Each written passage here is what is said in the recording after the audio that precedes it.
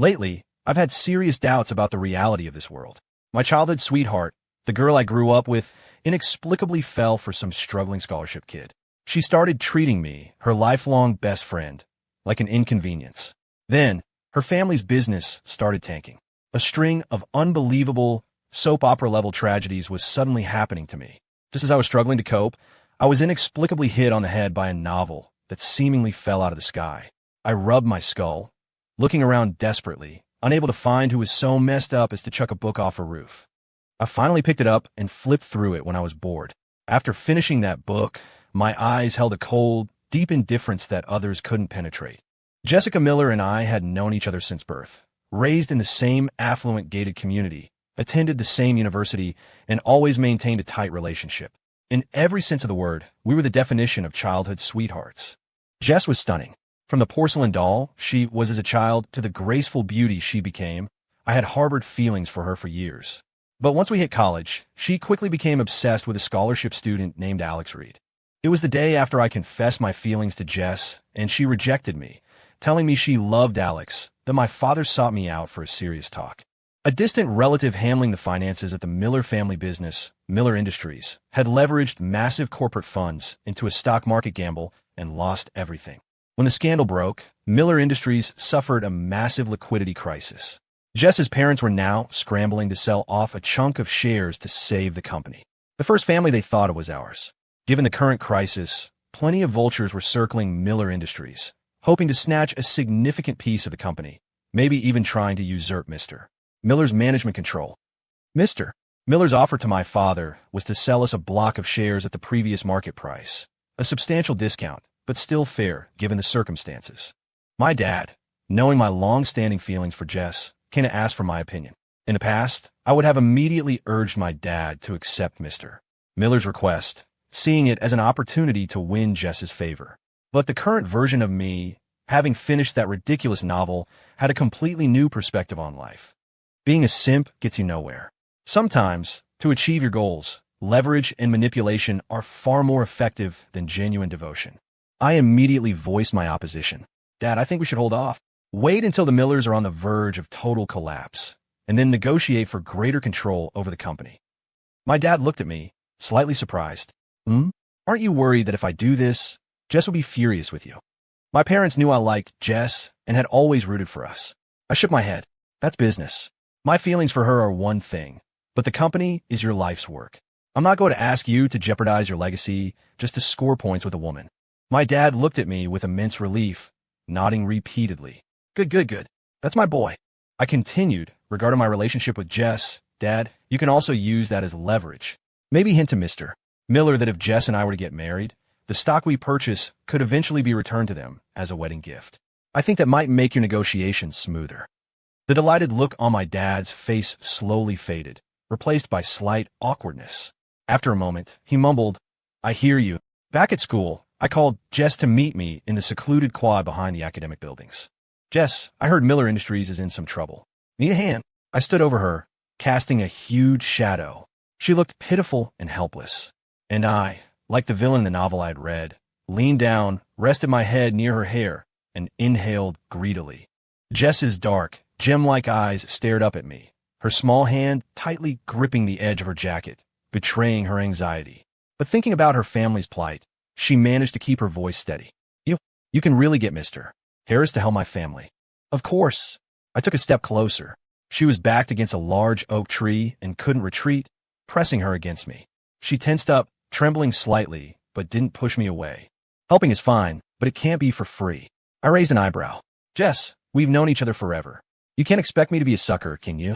She bit her reddened lip, her wide, wet eyes looking at me with a mix of fear and appeal. What? What do you want? What do you think? Hiff. I cupped her chin, gazed at her tempting red lips, and kissed her without hesitation. Jess's eyes went wide. She instinctively tried to push me away, but my arm wrapped tightly around her waist, making escape impossible. The next second, I felt a sharp pain in my lip. I touched my mouth with a fingertip and saw a smear of crimson. She had bitten me. The sting didn't make me angry. It only excited me more. Breaking a wild horse is far more satisfying, isn't it? Jess stared at me, visibly terrified. I gave a slight laugh. Don't look at me like that. We grew up together. Unless you consent, what I just did is the limit. For now, I turned and walked away. But before I could leave the quad, Jess called out, "Wait." I turned back, offering a dark, knowing smile. "Well, change your mind." Jess looked down, large tears streaming onto the ground. "I already told you I like Alex Reed. Why are you forcing me?" "Ryan Harris, you bastard. You're awful. I never want to be your friend again."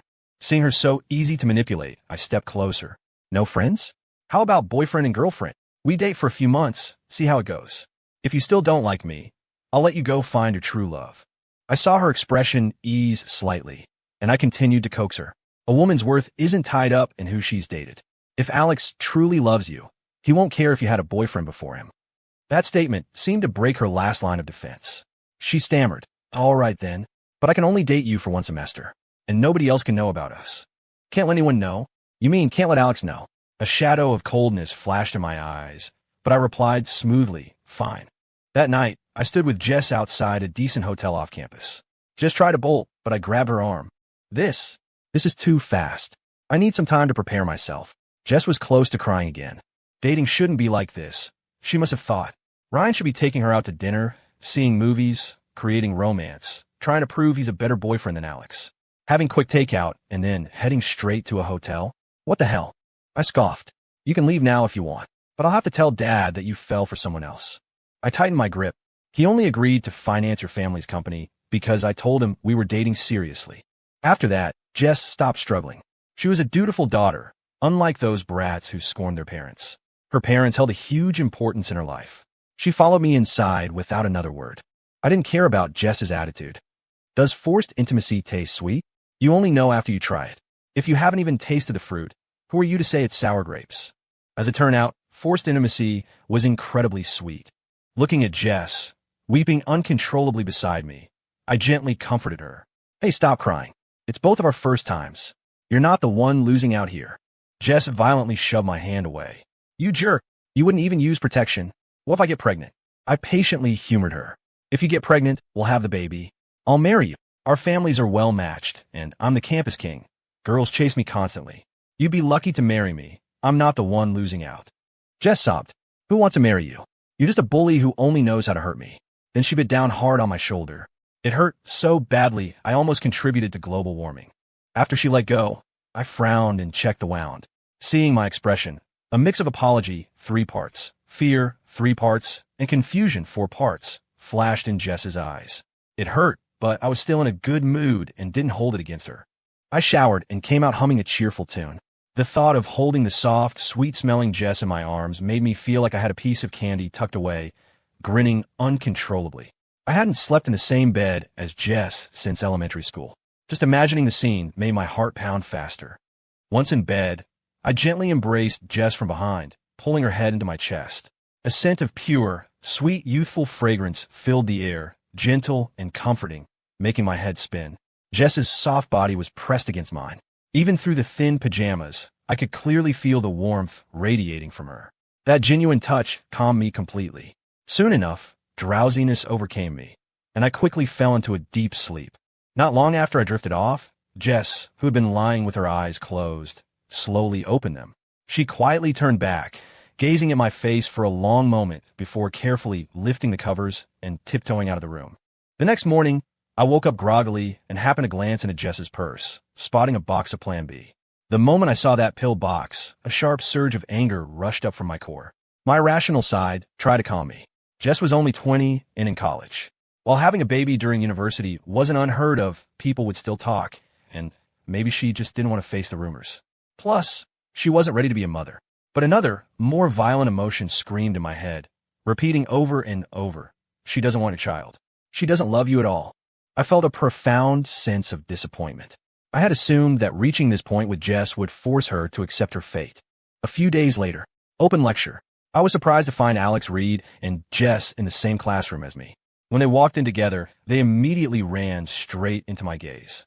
Although Jess and Alex were never officially a couple, her friends all knew she was interested in him. From bringing him coffee in the morning to always sitting next to him during open lectures, they were practically a couple waiting for someone to make the first move. Jess met my gaze, then guiltily looked away. She quickly found a corner seat in the front row where only 2 spots were left and sat down with her best friend, Chloe. Alex pointed to the back row. Jess, there are seats back there. Jess hesitated, then said, I won't be able to hear clearly in the back. I'll sit in the front with Chloe. She remembered her father calling her 2 days earlier, asking if she was really dating Ryan. When she asked about the company situation, her father wouldn't say anything except to insist she treat Ryan well. She hadn't told Alex any of this. Alex worked hard doing odd jobs to pay his own way. It was hard enough for him just managing his own life. Telling him wouldn't achieve anything beyond a few useless words of concern. Alex's face darkened slightly, and he turned his attention toward me. I smirked at him. His expression turned even uglier. That guy used to flaunt Jess's attention in front of me like a smug little opportunist. Today, I finally regained the upper hand. Ryan Harris? A clear female voice suddenly called out beside me. I turned, realizing it was Olivia Vance, the star of the journalism department. Unlike Jess's sweet, soft demeanor, Olivia always carried a calm, elegant aura. She was pristine like a lily after the rain and refined like a hidden orchid, carrying a maturity beyond her years. I was confused. I didn't usually interact with her. Why was she speaking to me? Still, I replied politely, Olivia Vance. Hello. Olivia clearly hadn't expected me to know her name, and a flicker of surprise crossed her eyes. You know me? I smiled slightly, a natural, teasing tone in my voice. The campus queen of journalism is pretty famous around here.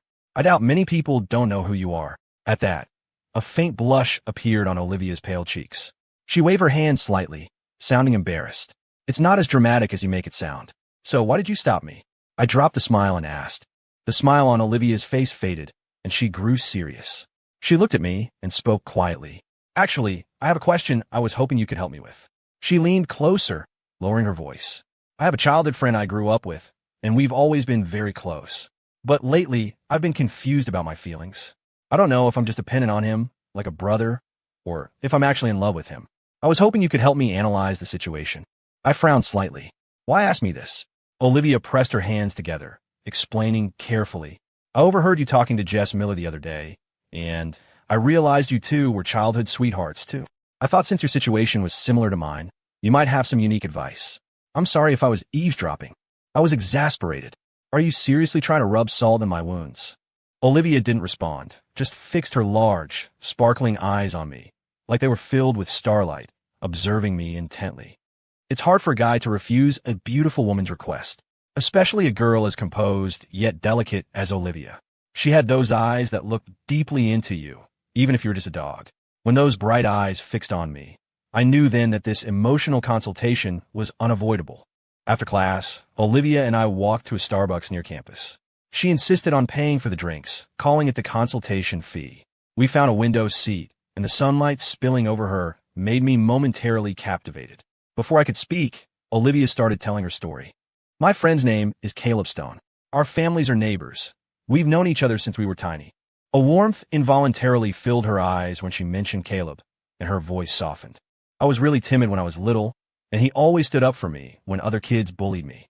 If I forgot my umbrella when it rained, he'd give me his and run home, soaking wet. She recounted small details of their past, remembering everything clearly. I've always depended on him. Whenever anything happens, the first thing I do is call him. If I'm sad, just seeing him makes me feel secure. If I'm happy, I want to share it with him first, like the joy isn't complete until he knows. She paused here, her smile fading, replaced by confusion. But I can't tell if that dependency is just trust in a big brother or real love. After a few seconds of silence, she added softly, and lately, a senior has been pursuing me. He's a really nice guy.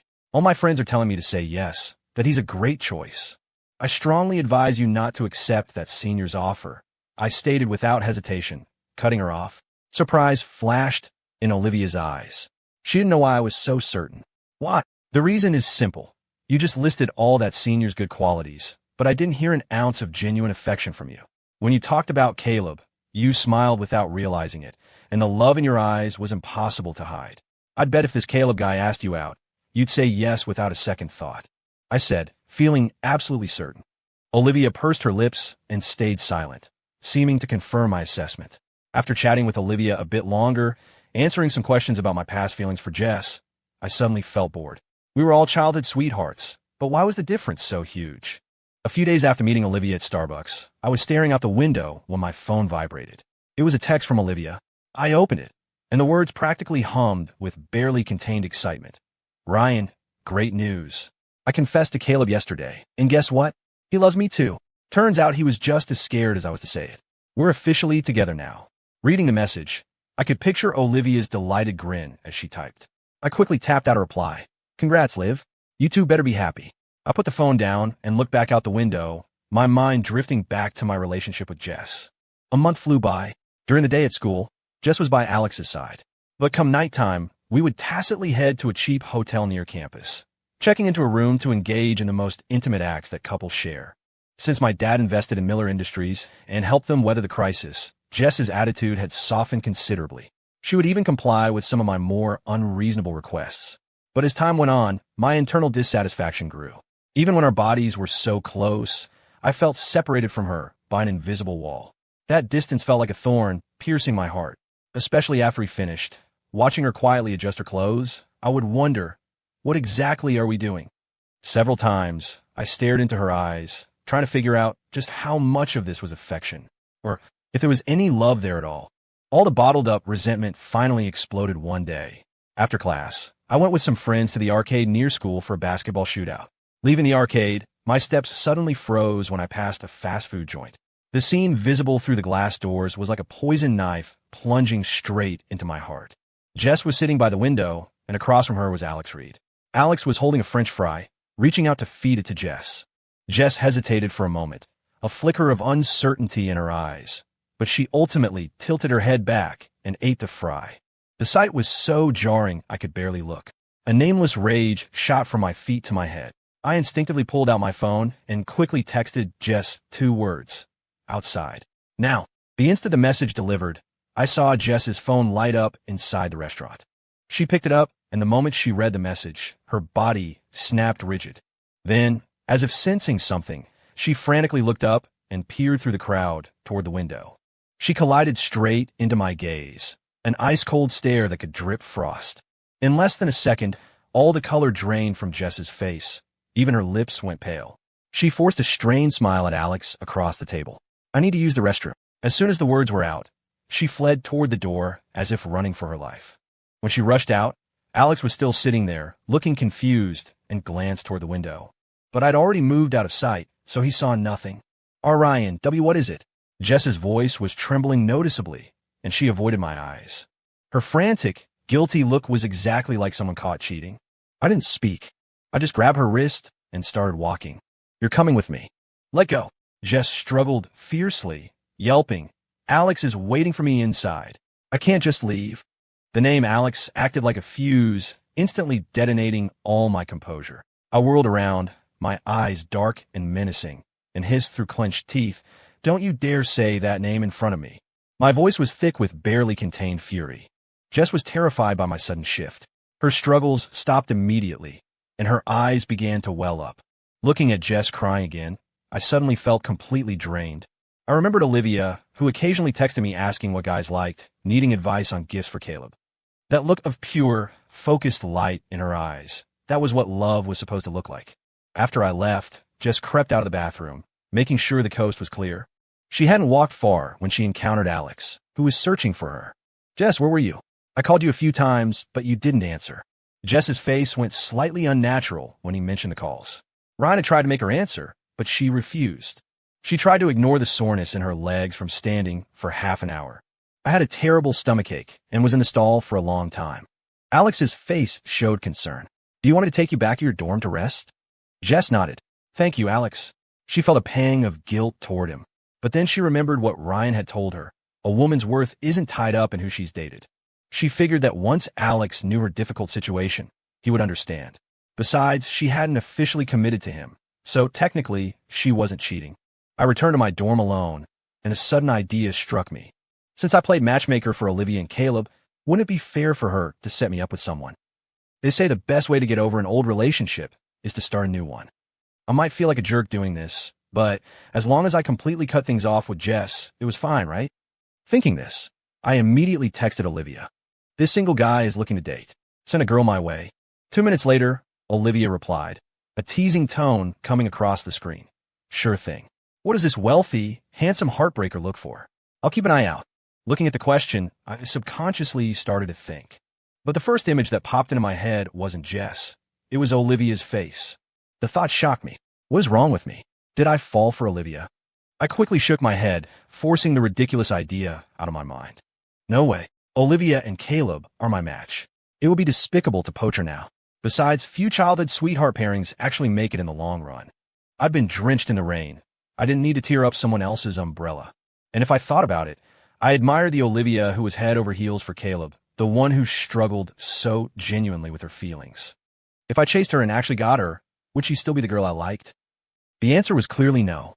Having settled that, I picked up my phone and typed out a few requirements based loosely on Olivia's attributes. It wasn't about finding a replacement. She was just a reference point. Someone sophisticated, mature, stable, and, most importantly, someone who wants a real relationship. And she can't have a bad figure. I need to make sure the kids get enough to eat someday. Looks can't be much worse than yours, or I'll be embarrassed to take her out. Olivia's reply came quickly, her exasperation palpable even through the text. Are you looking for a goddess? Sophisticated, mature, stable, double-tap, great body, and looks like me? Where am I supposed to find someone like that? I couldn't help but laugh reading that. I realized my demands were excessive. I deleted most of it and sent a simple reply. Okay, fine, lower the bar. Find me someone pretty with great curves. That shouldn't be hard, right? This time, Olivia's reply was instantaneous. Screw off. Seeing that playfully annoyed screw off instantly lightened my mood. I couldn't help but smile. Olivia really was my guy. She was true to her word. She had a girl ready for me just a few days later. Before the meeting, I sent a final text to Jess. You are free. She quickly replied with a simple. I glanced at the message and immediately set her notifications to silent. Due to my family's circumstances, even when dating, I had to consider my parents' input on whether the relationship would last. But while dating, I felt I should be fully committed. I wouldn't string two people along.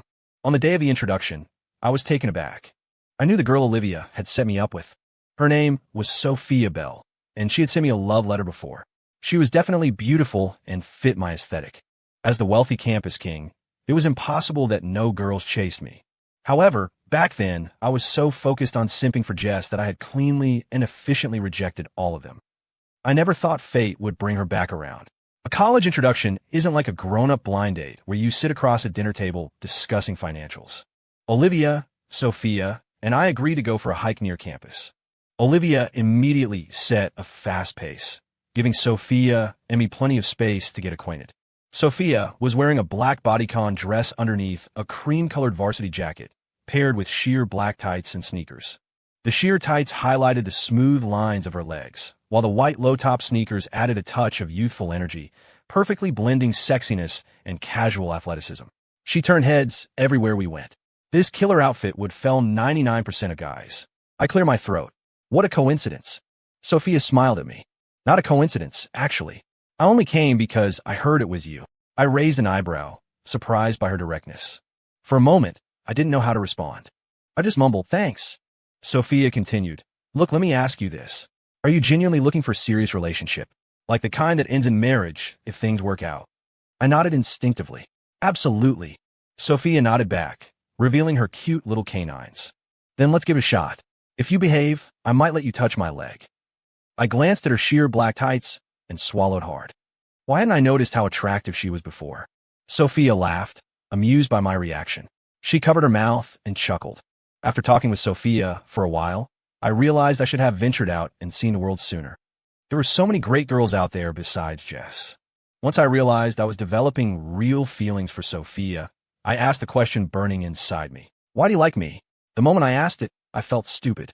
It sounded too blunt, even narcissistic. But a 20-year-old guy can't hide his emotions. The more I cared, the more I needed the answer, even if the answer wasn't what I expected. Sophia held up 4 fingers. I like 4 things about you. First, you're handsome. I'm shallow. Second, we're from the same region, and I don't want to move far away. Third, you're well off. If I marry you, I won't have to struggle. She paused here, her eyes growing serious. And the 4th reason is that you were so devoted to Jess Miller before, even when she didn't seem to return it. That means you're probably not a man who jumps ship easily. I feel safe with you. Finally, she added with a hint of smugness, my mom told me that you have to actively fight for a good man. It's too bad you rejected me outright when I sent you that letter the first time. You didn't give me a chance. Her reasons were practical, bordering on overly blunt, lacking any romantic embellishment, yet every word was honest. Hearing Sophia's reasoning didn't make me angry at all. In fact, when she mentioned my good financial prospects, I felt a flicker of respect for her. Her honesty alone was better than those girls who pretended to be demure while constantly asking their boyfriends for gifts and money. I had a roommate whose girlfriend happily spent his money while constantly checking to see if I was available. The only slight sting was realizing that my years of simping for Jess somehow contributed to my appeal to Sophia, and the vague feeling that if I married her, she would have me completely wrapped around her finger. Sophia stopped walking, fixing her beautiful eyes on me, waiting for my answer. Looking into her captivating gaze, I felt a mischievous impulse. I stepped closer, closing the distance between us until I could smell the faint, fresh scent of her shampoo. My hand lightly brushed against her thigh. "You said," I murmured, my voice low, "I could touch your leg." Her fair cheeks instantly flushed crimson, spreading to her earlobes. She shot me a fierce glare, swatted my hand away, and quickly ran ahead to catch up with Olivia. After the hike, Olivia found an excuse to leave first. Before she left, she winked at me, clearly leaving Sophia and me alone intentionally. I took Sophia to a well-regarded hot pot place near campus. We had just sat down and were ordering on the tablet when a familiar and annoying voice sounded behind me. "Ryan Harris, fancy running into you." I turned around and, sure enough, saw Alex Reed and Jess Miller standing nearby. Alex had a phony smile plastered on his face. Jess stood next to him, watching me with a complex expression. My brow furrowed the moment I saw them, but the previous burning anger was absent.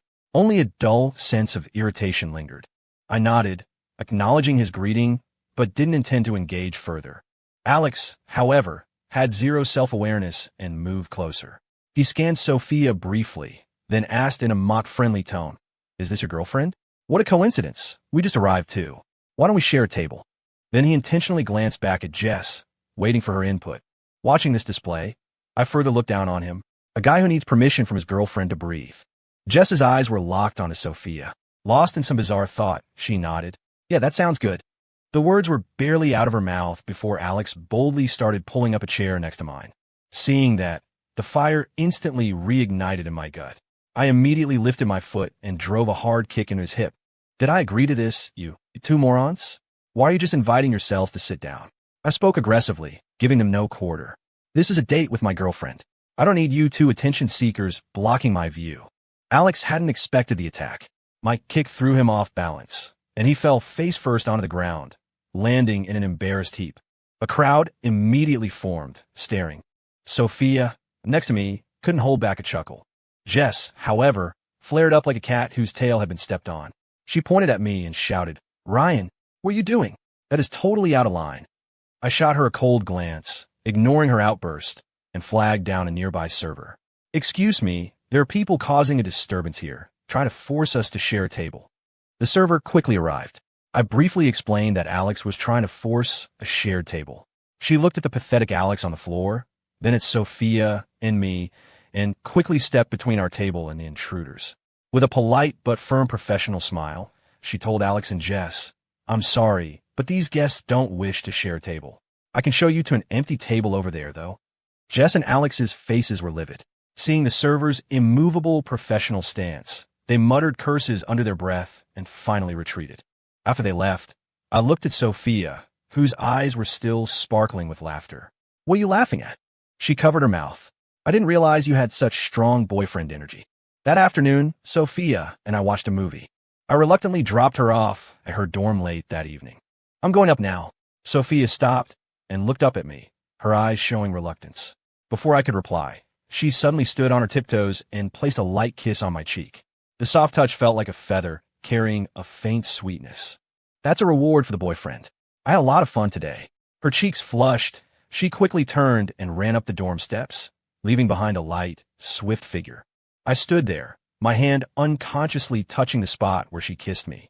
I didn't move until her figure vanished into the stairwell, a slow smile spreading across my face. I hadn't walked far when a figure emerged from the shadows. Jess stood there, her small face red from the cold. "Was that girl someone you hired to make me jealous?" She was likely stuck in the past, convinced that my love for her was so deep I couldn't move on this quickly, So she assumed Sophia was just a tool to provoke her. I scoffed. No. From now on, you walk your path, and I'll walk mine. You're free to pursue your true love. I walked around her and continued on my way. After a few steps, Jess's voice came from behind me. The reverse psychology trick won't work on me, Ryan. I didn't stop, continuing my stride forward. Time flew by. 6 months passed quickly. My relationship with Sophia had developed beautifully. During summer break, Sophia and I planned a trip to a tropical island. The azure ocean, soft sand beaches, and evening sunsets. Everything was picture perfect. That night, returning to the hotel room after a walk on the beach, the atmosphere turned intimate. Her cheeks were flushed, and though she was shy, she didn't push me away. Amidst the gentle back and forth, I finally made her completely mine. When my lips met hers, and my tongue intertwined with her sweet little tongue, that powerful, reassuring connection, both spiritual and physical, was something I had never experienced before. At that moment, I clearly understood that true love felt secure and utterly intoxicating. The next morning, looking at Sophia sleeping soundly beside me, my heart was full of joy. I couldn't resist texting Olivia. Matchmaker Liv, you nailed it. She replied with a facepalm emoji. The only annoyance was that after that trip, Jess started acting like she'd lost her mind, constantly bringing Alex to hover near me, like a cockroach that wouldn't go away. I consistently ignored them until one day, Jess suddenly sent me a photo. In the picture, she and Alex were standing outside a hotel, looking very close and intimate. Immediately after, she sent another text. Ryan, I know you still like me. If you apologize right now and say you regret leaving, I'll give you a chance to compete fairly with Alex. I was speechless. I immediately screenshotted the messages, sent the image to her father, and blocked her number. Mr. Miller called, and I briefly explained that Jess and I were already broken up. I also threw some shade at Jess, telling her dad she was trying to string 2 guys along. Although what I did to